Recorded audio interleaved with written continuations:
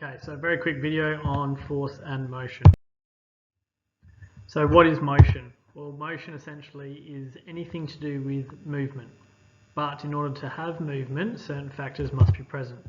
So motion must include an object that has to change position, both in space and time. A force of some description has to be applied, so whether that's striking, pushing, gravity, anything like that. Motion can be broken down into two types. So there's translatory, which is linear, and there's rotary or angular motion, which is around something. So linear is straight, angular is around something. So basically translatory motion are where all parts in a body travel over the same distance at the same time. So linear motion, when parts of the body describe parallel straight lines or motion occurs along a line. Curvilinear motion, or non-linear, is when parts of the body describe parallel curved lines. So in this example here, you can see that if we're doing a ball, okay, the ball itself is traveling along a linear path where all points in the body are traveling over the same distance at the same time. Curvilinear, this ski jumper is still traveling at the same distance at the same time with all body parts. They are just traveling in a curvilinear.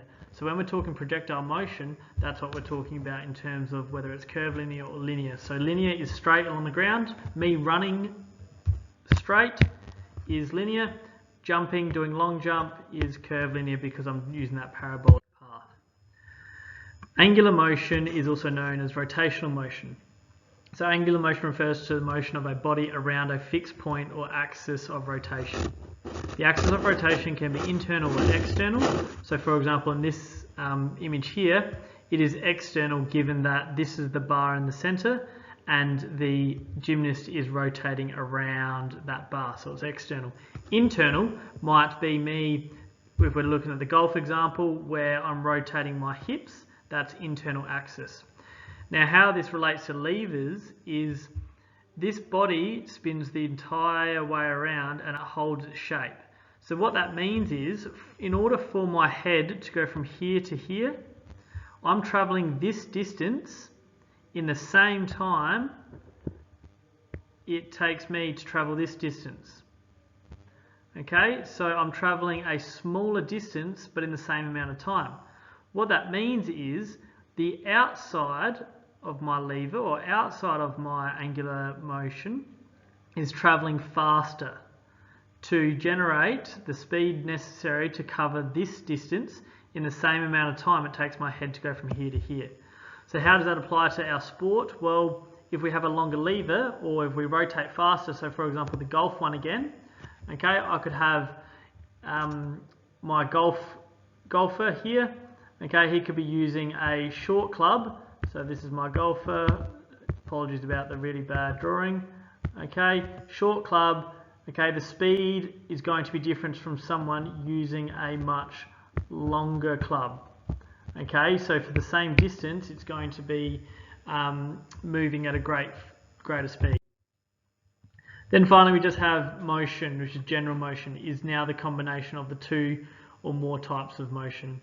Okay, so for example, a girl in a wheelchair imparts linear motion to rest on her body via the angular motion of her arms. Okay, so down here, you can't quite see it because the video's in the way, but if I have a cyclist, okay, they would be pedaling in angular motion, going around in circles with their legs and their wheels, okay, and as a result, that is pushing them forward in linear motion. So they are all the types of motion that we have. Okay, just a very simple video of what I mean by different types of motion. So linear motion, all body parts moving in the same direction at once. And then curvilinear motion, they're moving all at once but they're going in that curve, the parabolic line. Okay, all body parts moving at once. And then this is where we have our angular motion. Okay, this is internal given that the motion is through the axis running up and down. So she's spinning around this axis here, okay, and she's going around that way. Okay, so that is angular motion, internal axis.